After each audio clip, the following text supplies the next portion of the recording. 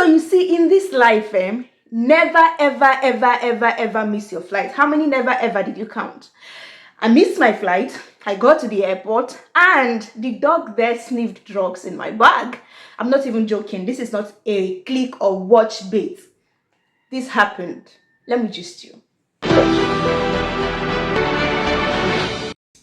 So my colleague and I were supposed to go to Calabar. We already booked for the previous day, but the airline got back and said, for operational reasons, your flight has been rescheduled for the next day. I think they said you will be reaccommodated the next day, and they said it was 11 a.m.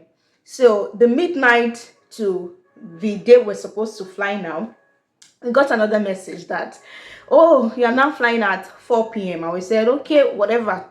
We can't even help the case, no option. And then we left the house and we saw that everywhere was blocked, all roads, at least the roads that lead from our houses, our workplace to the airport, they were blocked. And we were wondering what's going on. It was later we heard that the president was passing, President Tinubu was passing, and so all roads had to be blocked. I mean, helpless case again. So we got to the airport at 3:32 p.m. So my colleague says I should leave the bags to him. I just rushed in. Of course, we knew we were running late.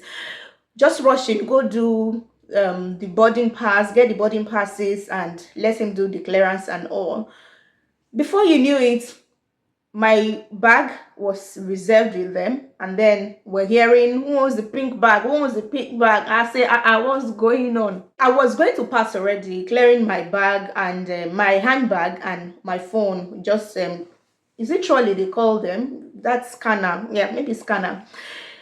And I just turned and I saw that it was my bag, the pink bag. I say, hey, what's it happen? So I went back there and they said, do you have drugs in your bag? And I instantly remembered that actually I have drugs in my bag. But it's not, it was Panadol I had in my bag because we had traveled the previous week, and I know that any form of travel, whether it is land, whether it is sea, I've never used sea, may I never have a reason to use sea. Whether it is air, I have always fallen sick or gotten tired. So I just thought that it would just be nice that since I have Panadol at home, I just go with it instead of stressing myself looking for where to get, which may not be closed when we arrive Calabar. That was why I had it in my bag. Perhaps I should have left it in my handbag, which would have also been seen, but it was in my box, my luggage, and they found, and I said yes. Because people there were already looking, fine, get carry drugs. I like, yes, I have drugs, it's Panadol.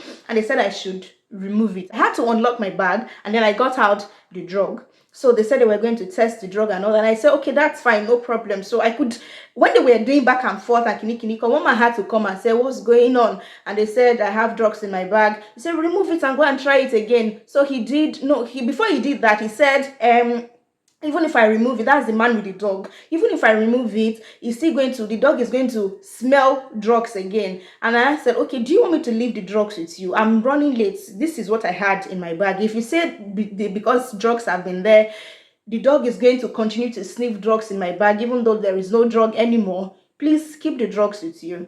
And they just said, no, it's okay. Just pass with it. And I said, okay, no problem, thank you. And then I was going to pass, and the guy with the dog came back again and said, no, you cannot go. Give me your ID card. Let me go and try the bag again. I said, but you said if you try it again, you are still going to find same thing. He went with the bag. I don't even know what the result was. If I had to come home that day, when I missed my flight, was when I started watching how airport dogs sniff drugs and all of that. Because I've always thought that it's illicit drugs they smell. So apparently, we have been told before that they used to put small chicken of those things inside the main drug that we used to use for everything that is worrying us. Maybe this confirms it, maybe not. I said, if you try it again, sure you will still smell it. Just let me go now. So this time, my colleague had passed with the e-tickets to go and get the body passes. And then he got there. While I was still trying to, please, what's going on? Can I pass? He just called me to say, Rena, we missed the flight. Hey, my God. Ah, I was still doing, I did not hear what you are saying, oh. I did not hear anything that you say just now. I don't hear them. So I just carry my two left legs. So after everything, so what happened? How they let me go? Like, you know how these busybody kind of people that we used to have in everywhere. Because everybody had said I should go. But this man insisted. He now asked me for my ID card. I gave him, and then he put the ID card and the drug together and took a photo of it. And I said, me, I don't even know what you are doing, but you can take as many pictures as you want. You know, my confidence was, I didn't carry anything illicit. So apparently, I'm not aware that even the basic drugs that we use at home, you can't travel with them. Or that was the picture the whole thing was painting. That's why I went to the counter and I met my colleague, and he says, missed the flight. How? It is 3:30, is it 36 at that point? I'm not sure, but I know that when we got to the airport, it was 32. And they said the flight has left. A 4 p.m. flight has left? How? And they said, hey, we are seeing it from here. It's already on the taxiway. That means it's already warming up to fly. And I say, but 4 p.m. So it will not even reach 4 p.m. Ganganga. They say, no, it has finished boarding. It was an airplane state. Because one wanted to do, that was on the Friday, that one wanted to do would start on Saturday. I mean, everybody had to wait for us, and it was a lot. So finally, we asked, how then can we go to Calabar that we're going to? And they said the next date, so this was 20th, and they said the next date they are traveling to Calabar is 27th. That's 7 whole days in between. And they said, other people are waiting for us. Now, it's not like we're going to have fun or something. Plans are already in place. We can't wait 7 whole days before we get working.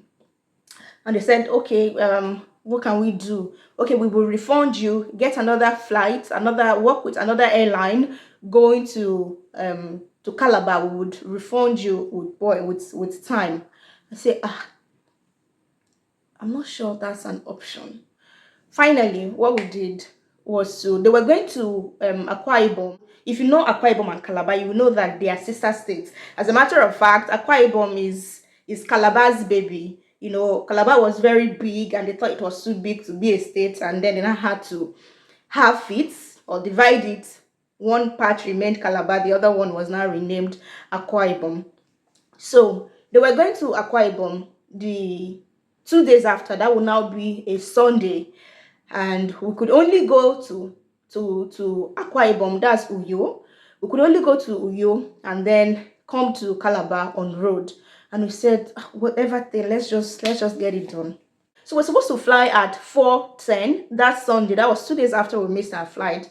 So we got to the airport. I mean, once beaten, twice shy. I mean, we got there quite early, just in case another Tinubu would be passing this time. After 4 p.m., no word was said to us. In fact, one aircraft that was going to Kano announced an extension by 3 hours. So they were supposed to fly at 1 p.m. and then they now extended the flight to 4 p.m. And they told them, aircraft pin number 7, please proceed to the XYZ restaurant for a light refreshment. Hey. And I said, God, this will not be my reality today, because we're told that we ought to Calabar, we will do like 2-3 hours on the road. And we thought, okay, if we land Uyo at say 5:10, for example, all things being equal, we'll get to the park. We don't know how long that will take us. Akwa Ibom, by the way, was where I served. So I've been to their airport before, and I know that it's outskirts. It's not in the city at all. But that's just by the way. You know, we were even praying, me particularly, I was praying that, God, please, I don't want to be the first, that's my colleague and I don't want us to be the first 2 passengers in the car.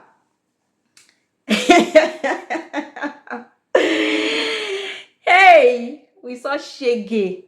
So there was just one person in the Sienna before us. So we made it 3 and 4. My goodness, we're going to sleep there. Finally, okay, let me even tell you. So this same airline that we are supposed to use to Calabar was the same one we used to Uyo. They extended by 20 minutes. They didn't even say any words to us, even when it was 4:10, past 4:10. Nobody said, okay, please hold on, something is going on, you would fly, no extension and all of that. They just kept quiet there.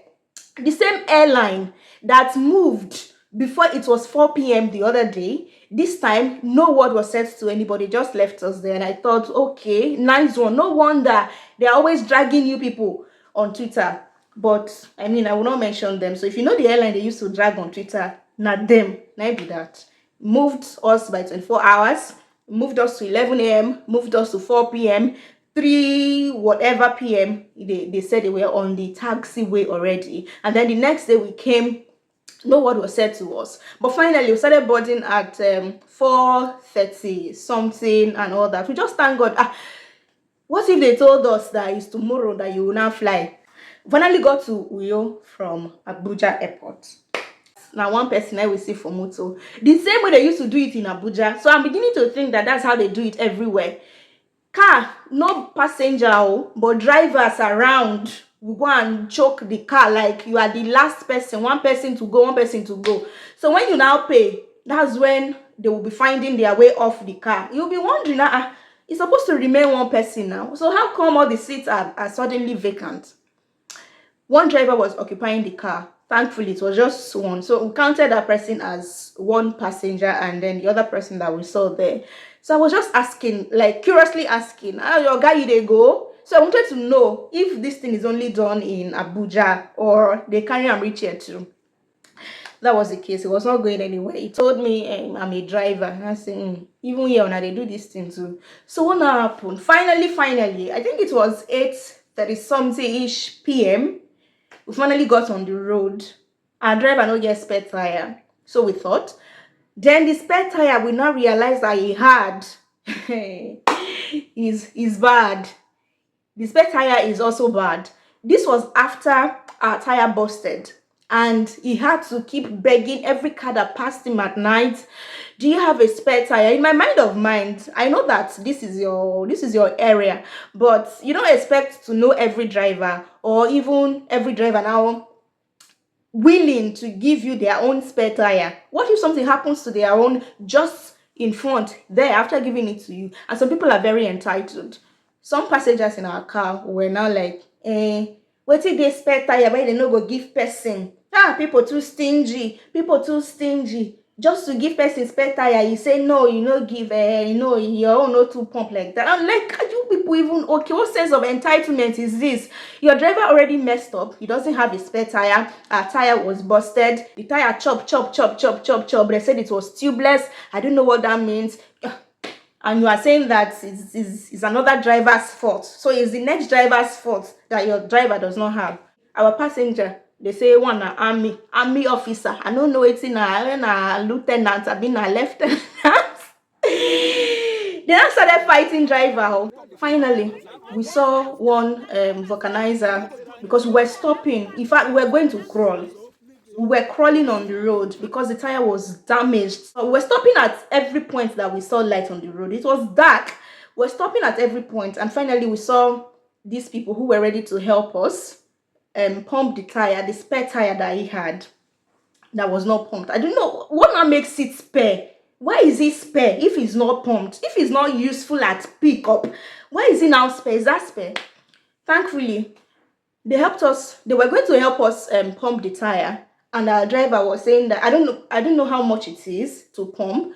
Maybe it's 500 or so. So the people said they were going to get 1,500 naira. We were stranded. Like this is 11 p.m. Like past 11 p.m. at the middle of nowhere. Bad road. The road was bad to stupor. And we were told that that's the only road from Calabar to Uyo and then reverse to, except we want to use water, which was say 35 minutes. And I say let's not even go there. So our driver was still insisting. It was like, because I am stranded, you that is stranded and you know that you are stranded, you are the one now doing, you cannot take advantage of me. Like, Apparently they do for less than 1,000 naira. So they now told him 1.5. So he said he will not, the best he would do is 1,000 naira. If they're not doing, they should wheel back the pumping machine. Everybody just provoke or say, why did they worry you? And one passenger was already saying that we should contribute money. I said, we're not contributing anything. This driver does not deserve even 15 naira extra from us. We're not going to contribute any money for this man. That's why people were now saying, okay, apparently he heard that we're planning to contribute money if it was a serious case that these guys will not be able to handle, or they will need a lot of money to handle. That's why he now came and said, it's only 1K we pay. So the people were going to take back the machine, and he says they should take it back. I'm like, hello sir, are you okay? They should wheel it back. Do you know how many people you are carrying? So we will sleep in this darkness, this middle of nowhere, because you are not ready, because nobody should take advantage of you. Guy, you should be begging and happy that they did not even raise it to 5K. I mean, what is even 5K to help you out of this mess that you have put everybody? That's how the army officer now provoke. He now give our driver, hey. See, not be small thing, no. I don't like to blame people. I won't say it's because Tinubu was passing, but really that was the case. But just try not to miss your flight, especially as I said in the beginning, if where you are going to has limited flights entering or coming out of the state. So that's my story. How was Calabar? Beautiful. We didn't even have to go anywhere apart from work, travel. Like, we traveled for like 8 hours. We went to a place called Adashi in Bekwara local government area, and it was far, it was far. And then we came back, so everything in Calabar was just journey.